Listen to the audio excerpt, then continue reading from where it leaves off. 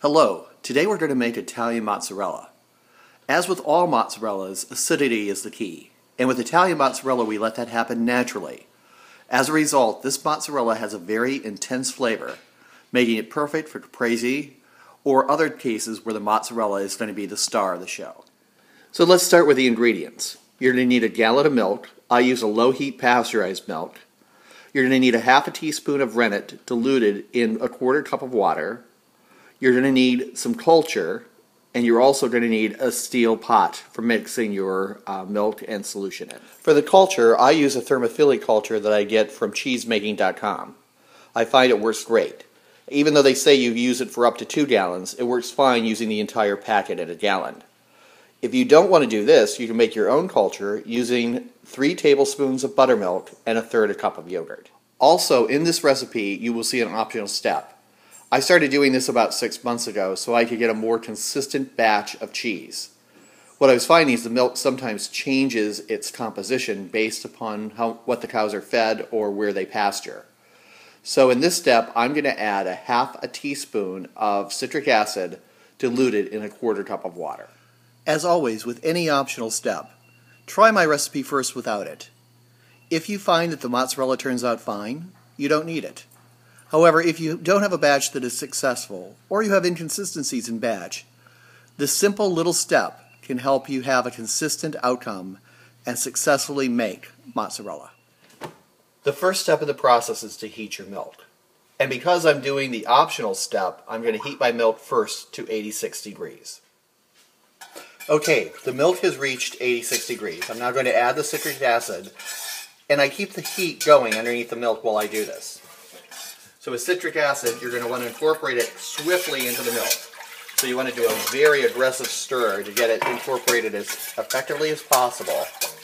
And really stir it, because you want to make sure you get that citric acid as infused through the milk as possible. You might splash occasionally like I just did, but that's okay. So just keep going. And after about a minute or so of aggressive stirring, you can slow down, but you continue stirring this milk throughout this process. So now that the citric acid has been incorporated, I'm going to start stirring it a little bit more slowly, but I will continue stirring, and we heat the milk to 100 degrees Fahrenheit. Okay, the milk has reached 100 degrees Fahrenheit. And so now I'm going to add the culture. And because I'm adding a powdered culture, I'm going to sprinkle it on the top of the milk and let it sit for 2 minutes before I stir it in. Okay, it's set for 2 minutes, so I'm going to quickly stir in the culture. As such.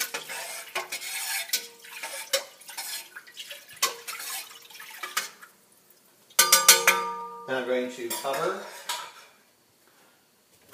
my milk, and I'm going to set it into a hot water bath. And what I do is I run the water until the tap water is as hot as it can get. And I fill my sink so that the water comes up about 2/3 of the way to 3/4 of the way up the pot. And we're going to let it sit for 1 hour so the culture can ripen the milk. Alright, so the culture is set in the milk and in the water bath for an hour. So now we're going to do a quick stir. Important for mixing the culture, but also since I use a non-homogenized milk, I have to mix the fat back into the milk. And then we're going to add the rennet. And remember, in the rennet, we're adding a half a teaspoon of rennet diluted in a quarter cup of filtered water. So let me first do the quick stir to mix the milk up. Let it quiet. Now with the rennet, you want to mix it very gently from low to high, getting it mixed through the milk, and you want to mix it for no more than 30 to 45 seconds. So as you mix it, look at the second hand on your watch if you have one, set a timer. And so we're going to slowly do this. And while I'm mixing the rennet, I'm going to mention that I have refreshed the water. So the water that it's sitting in is freshly loaded hot water from the tap. Okay, so now I've mixed the rennet in for about that amount of time, and I'm now going to cover it and let the curd start to sit. So we will now cover it for an hour. It's been an hour, and as you can see, the curd has formed nicely in the pot. What we're going to do now is cut the curd and then let it sit for another hour in a water bath. To cut the curd, you do a grid cut, which means you cut down in right angles and then you cut across the curd. Now you'll see that my curd in this batch is a little grainy, and that happens because I've added the citric acid to it. But just cut it as such. Typically you have a little bit more smoother texture to it. We're going to cover the curd, replenish the hot water, and let it sit for an hour to cook. So we're going to be back in an hour. As your curd sits cut for the next hour, what you're going to want to do is stir it about every 20 minutes. Your first stir, though, needs to happen after it's set for at least 5 minutes. Now when you stir curd, you have to be very gentle. You just want to push it gently around the pot so it rotates just a little bit. Don't do a lot of heavy lifting or cutting with the curd. You just want to move it around a little bit. And that's all you do. And then you cover it and you come back in 20 minutes and stir it a little bit more. So remember, stir every 20 minutes, but when you stir, you're actually just pushing the curd. It's now time to drain the curd and then allow the curd to develop the acidity that's so important in the mozzarella. So what we do is we take a colander, get your mozzarella out of the water bath, and then pour your cheese curd directly into your colander. You do not need to line your colander with cheesecloth or anything like that. The curd will be fine. So once we drain it, we now need to wash our pot and then put the curd into the pot. I've washed my pot, and I've also put it about a quarter full of hot water into the bottom of the pot. So I'm going to lift my curd up and set the colander completely inside the bowl, and then I'm going to cover it. I'm also going to add a hot water bath. I'm going to fill the sink so it's about a third of the way up the pot.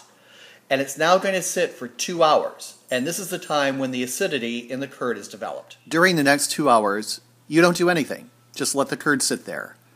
This is very important because the curd is developing the acids and the flavors that make this mozzarella special.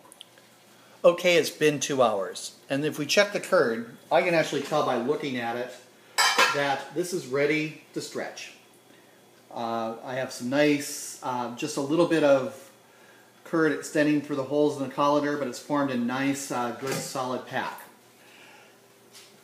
And I can tell that because I've been doing this cheese for quite some time.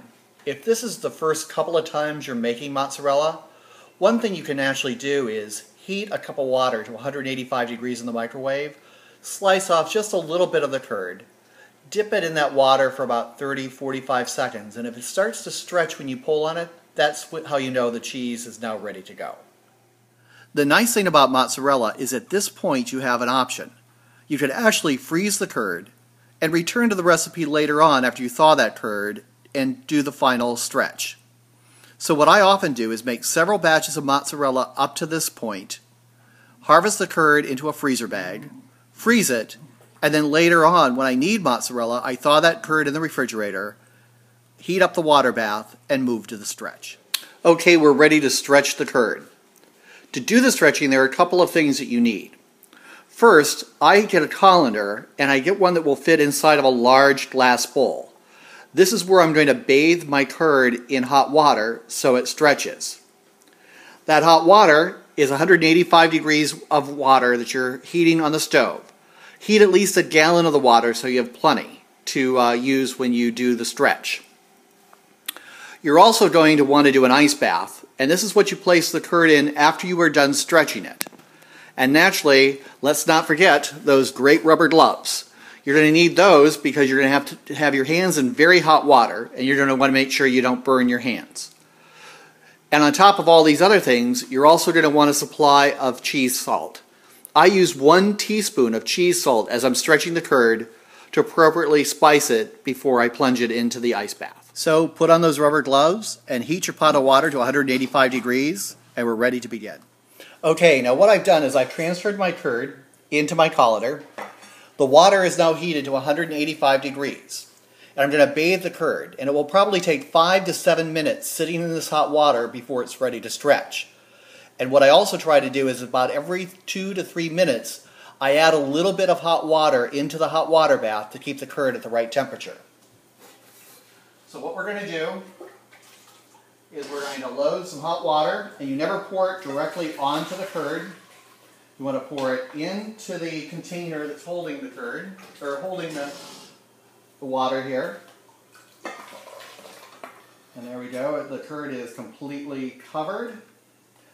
And so this will I'll probably come back in about 3 minutes just to test it to see how it's doing. Something I find helpful is to actually start a timer when I do this, because unfortunately, if I don't start the timer, it seems like the curd is set in there forever. So I'll be back in 3 minutes. Okay, we're at the 3-minute point, and this is the first check-in on the curd. What I'm going to do is pull it up to see how it's stretching under its own weight, and then also add a little bit more water to the water bath to maintain the heat. So you reach in with your rubber gloves, so you begin to pull up, and you can feel, or I can at least feel, that it's just beginning to start to stretch due to the heat. But now what we're going to do is add some more hot water to it so we maintain the temperature of it, and let it sit probably for another 2.5 minutes. So I'll check in at the 5 to 5.5 minute point of the bath. Okay, I actually let it sit a little bit longer. We're now at 6.5 minutes on the clock, and we're going to check the stretch. So there we go. See, it's really beginning to stretch underneath its own weight, almost like taffy. So what I'm going to do is pull it out of the water now and begin to stretch it in my hands, like so, pulling on it. And this is allowing the proteins to form, and that's what makes the mozzarella. And so you can see it's nice and silky and shiny, and that's what we want. So we're going to keep pulling it a few times. You have to be a little careful here that you don't over pull it, because during the pulling process is when you take moisture out of the cheese. And you have to play a little bit with this to figure out the amount of pulling that you want. But a good rule of thumb is you just keep pulling it until it's nice and smooth, and once that's done, you're actually done with your pulling. You can return it to the hot water to help it heat.